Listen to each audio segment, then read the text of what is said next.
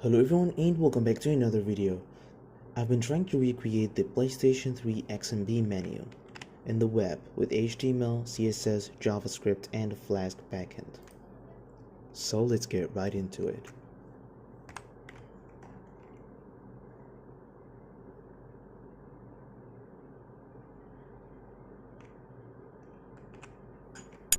As you can see, the UI is quite similar to it, although there are some things that are a little bit off about it, but it is mostly looks the same. You can see that we have the horizontal scrolling menu and the vertical sub menus with the glowing hover effect of the select thing. The reason there is a Flask backend is that I'm planning to make this actually functional.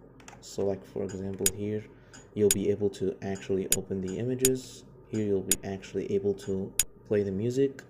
This is actually pulling the music from my music library, but you still can't play it yet.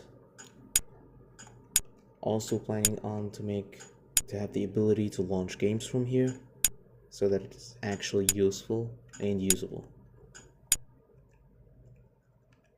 And as you can see, we have the PS3 waves in the background that I've made in an earlier video. So yeah, this was today's video. Hope you liked the video and subscribe to the channel. And see you later.